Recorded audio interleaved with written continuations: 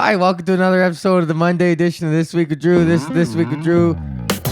This Week with Drew. Coming to you. It's the tight hoodie crew when we zip it up. Cause that's what you do when you a member of the tight hoodie crew. I like, ooh. My mother-in-law got me this hoodie and it zips all the way. It's a Lululemon. I like it. I like Dude Lululemon products, man. I'm wearing a full-ass Lululemon suit right now. I got Lululemon hoodie, full up, zipped right up to the chin.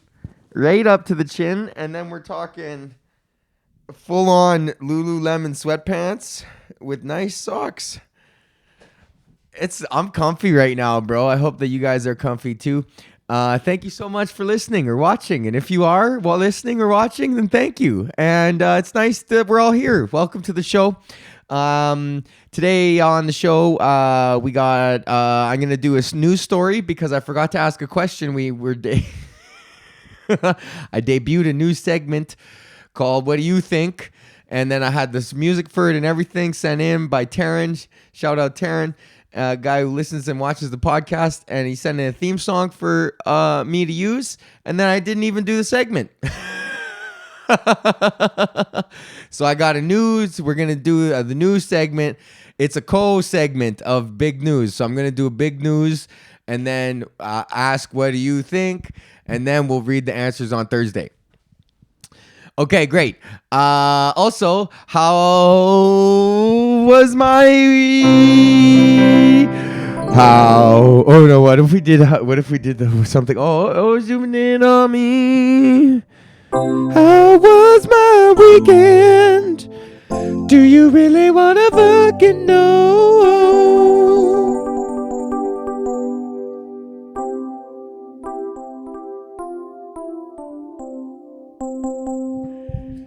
Okay, so Friday, I did stand up at the Corner Comedy Club, as I am so often known to do. Corner Comedy Club East. Not a lot of people there. That's all right. 8 people show, 9 people show. No, 10 people show. I was miscalculating because people were coming and going. Very fun. And then Saturday I was in Brantford and I got to do the Sanderson Center, which is a big giant theater, and it was not sold out. They only sold out the first half of the thing. And it was going fine. And shout out Martha O'Neill, who hosted it, and this guy, the amazing Vito, who is like a comedy magician guy who does like shitty magic, but funny. And I'm like, whatever. Like, I was down with that. Like, I like that sort of shit, man. That's what was my initial interest. I remember going to the Fringe and the Street Performers Festival in Edmonton, man. And Edmonton is a super huge theater town. Like, I don't know if people know that, but Edmonton is like we have the Edinburgh Fringe Festival is huge, but the Edmonton Fringe Festival is like also like very huge. And then there's the Edmonton Street Performers Festival too. So it was either at the Street Performers Festival or the Fringe Festival, and there was a guy street performing. But there was this guy, and he fucking was called the amazing, what was he called? He was called Nikolai or something like that. And then I volunteered because I've always been like this. And this was like the age of 6 or 7. I volunteered. I really wanted to go on stage, and he brought me on stage as a volunteer, and then he gave me money to go run and buy a hot dog or something like that, some sausage. And then I went, and I was freaked out because I was by myself and I didn't know what to do. And I went to the wrong hot dog vendor, and then he came back, and then I can't remember what happened. And then I went and got the right hot dog or something like that. And then, but I remember this innate thing in me, wanting to volunteer to be I wanted to get up there and be on stage too. And I remembered that so precisely. So this guy's act of being a magician, but incorporating the audience and stuff like that, it kind of reminded me of wow, this was one of the first experiences that I've ever had with entertainment or performing, was watching the Edmonton, street performers. I think it was probably the Street Performers Festival, and just being wow, and then just feeling this thing I want to do that, man. Let me up there. You're letting people up there, let me up there, buddy. Oh man, this is like 6 or 7, and then that got me so relaxed. And then I was like, wow, man, like I've really been like trying to do this for my like whole life, you know? Like it's been something that I've been striving for, and it's this big, beautiful, giant theater. And then Vito does his thing, and then Martha goes up and does her thing, and then brings me back on stage. And it was just like I just felt so comfortable, and I felt so appreciative, like just like. I was having one of those experiences on stage where I just felt like, man, like I appreciate where I'm at right now. You know, like there's ups and downs of the industry are like, it's just tough to navigate, and it's a really hard thing. Canadian show business is really fucking stupid, and that's an oxymoron in itself. But, you know, I was just having this like real nice feeling of just like, just being like thankful and just like gracious for like what I was able to be doing at that point, you know, and just like thinking about all the other times I've been on stage on theater, like on theaters, and like standing in front of people and just like literally like doing this thing for my whole life, you know, like since I was a little kid, you know, like doing this and drama class and like doing plays and playing in bands and doing improv, and like it's just like I've been doing this for like of standing in front of people trying to entertain them since I was, you know, the Sausage Boy at, you know, Edmonton Fringe Festival or the Street Performers Festival. That just made me feel happy, and I just felt comfortable up there. And then sure enough, the woman starts heckling and drunk heckling, and I was fine with it. And I just rode that wave too, man. And I got the whole audience to cheer for me, and and they left, and it was a great show after they left. And everyone who was like not down with her, like her whole crew, and there was people that came up to me after the show like, "Oh my God, thank you so much. That was crazy. Like, you were so good, blah, blah, blah." Like I was sitting right in front of those people that would not shut up. And I was really happy that they finally left, and that you like addressed it in a way. Like I wasn't rude to them or anything. I was just like, oh my God, you know, you just got a fucking big giant theater show and people are heckling you. And it's like, buddy, whatever. Like I just literally felt like I was just like, it was just like I was riding the waves. You know, you ever see a video that there's a guy and he's like riding a horse or a bucking bronco, but he's like been doing it so long, like he like reverse bucks with the horse, so it's almost like he's staying like completely steady and the horse is bucking because he's like so in tune with the bucking bronco that he's like going in reverse of the buck, and he's like his wave is canceling out the horse's wave, and he's just and he's doing it with like out touching anything, and you're like, it's fuck 8 seconds, this guy's gonna go till the horse is done, buddy. Like he's just fucking giving her like that. And that's what I felt like. I was just like riding the wave, man. And that's nice when you can get to a place like that. So I just felt really appreciative. You know, so yeah, that's nice. Good. That was my weekend. Saturday, big theater show. Felt good. And then Sunday, I made buttermilk pancakes with buttermilk. Buttermilk pancake mix with blueberries too. Buttermilk is awesome. You can make your own buttermilk, but I saw a whole carton for $3.99, and normally it's a little bit more expensive than that. I've seen buttermilk like $6.99, $7.99 for the same size carton. So I used it. I brined some chicken with it and made some like buttermilk fried chicken, which was pretty awesome. And then I used the rest of it for buttermilk pancakes. Maybe I'll start doing Drew's recipe of the week. Oh yeah, that's what I'll fucking do. These segments, they're gonna be organic. I'm not gonna fucking. That's what we need, is a nice organic segment, like recipe of the week. So here, let's do the buttermilk brine chicken. So all you got to do is buy a whole chicken, and that's the best value. And especially if you can find them on sale for under $10, that's a good value, like a fryer chicken or like even like a little roasting chicken. There's different sizes, but get yourself like, you know, like a nice fucking looking guy. And don't pay more than like $12 if you can, you know, if you get it on sale, or, you know, like at the grocery store, or, you know, like fucking ball out and get a super expensive, you know, safe chicken. Whatever, get a caged chicken if you want. And then fucking chop that thing up, you know, give it a 10-piece slice, you know, slice each leg off, fucking come back in, slice the drum off the fucking thigh. So then you got 4 pieces there, and then you slice the fucking wings off. And then you got the wings. And then you slice the breast off. And then you can cut the breast into 2 pieces. Fucking slide it right down there and save the fucking carcass in the freezer for making chicken stock later. And then take the buttermilk.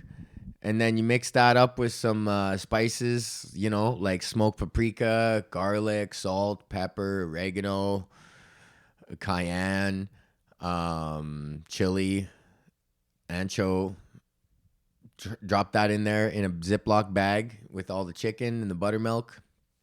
Fucking mix that shit up. Let that chill in the fridge, you know, for like not too long, but like, you know, overnight. Bring that out, and then you mix up the flour with the same spices that you put in the buttermilk. So, you know, all that shit. Mix up the flour. Take a couple spoonfuls of the buttermilk, dredge, and put it in the flour that you got all seasoned.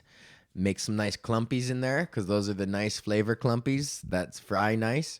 And then take off your buttermilk chicken from the bag, fucking shake it off, you know, make sure it's like not dry, don't pat it down, but get all the excess buttermilk off.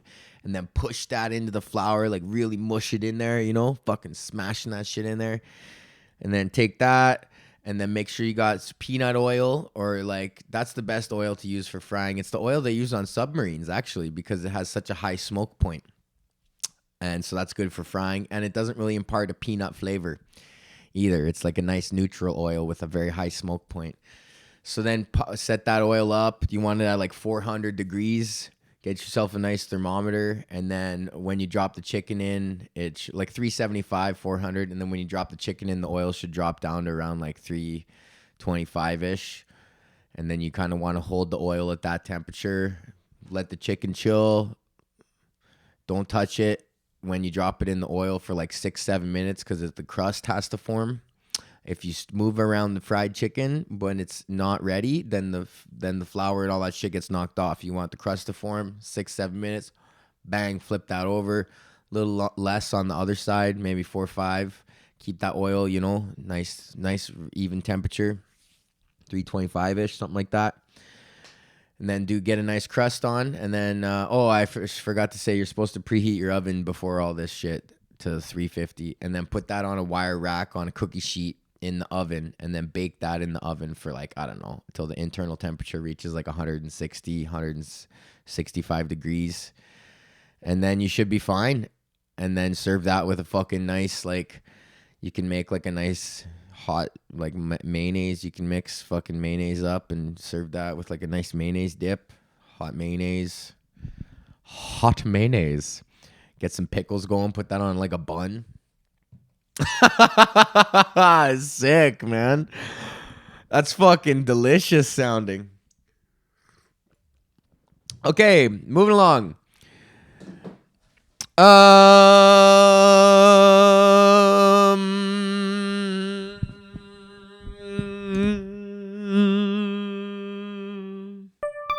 Oh, fuck.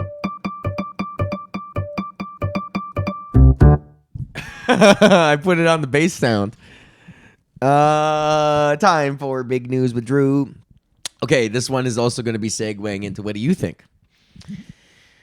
Okay, bride and groom. Oh, fuck. Here, let me open this up here. Published 20 hours ago, Fox News. So this is American. Bride and groom expect guests to sit through timeshare presentation as part of destination wedding. So not only are these people making fucking a destination wedding, which already sucks, now you're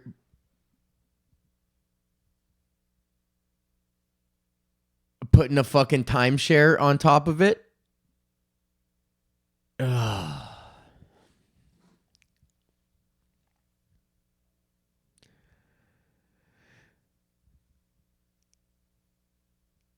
That's crazy. There's one thing to be said for fucking, oh my God. This is actually fucked up. Okay, there's one thing to be said. I went to a fucking wedding in Mexico this year that was not a fucking resort wedding. And it was in Mexico, but it was a fucking, because it was like a special place for everyone in the friend group. But this is fucking, and that's chill as fuck.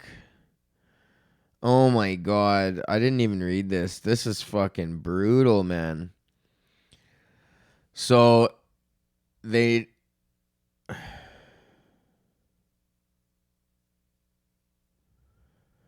the bride and groom are having a destination wedding in Cancun. Flight and hotel will be at least $3,000. See, that's what the fuck I'm talking about, bro. If you are fucking getting married, you fucking can't expect a million people to come out to your wedding if it's gonna cost $3,000. You know what I mean? Especially if it's just like Cancun, man. Like, fuck, dude. For fucking what? So to save money, they have to fucking sit through a fucking timeshare presentation. Oh my God. That's crazy.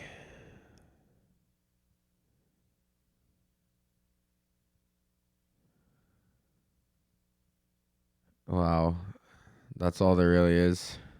This is a news story about a Reddit post. This is why I'm having trouble reading this right now. I'm like, what is this? This is just a Reddit post. Yo, that's actually super fucked up. Okay, what I was gonna ask you is do you think people should have destination weddings if they've never fucking been there before? What do you think? Um, but now I'm thinking, should news stories based on fucking Reddit posts or tweets be a fucking thing? I'm gonna ask you guys that. Should there even be a fucking news story just based on a fucking Reddit post or a fucking tweet? Should what one person posts on social media be constituted as a news story? What do you fucking think? Oh, yo, we're already at 17. Holy fuck, I gotta shut her down. Okay. That was a fucking shitty way to end the podcast. I might just edit that out. No, I won't. I don't edit this podcast. Okay, well, fucking A. I don't know. I guess I'll talk to you on Thursday.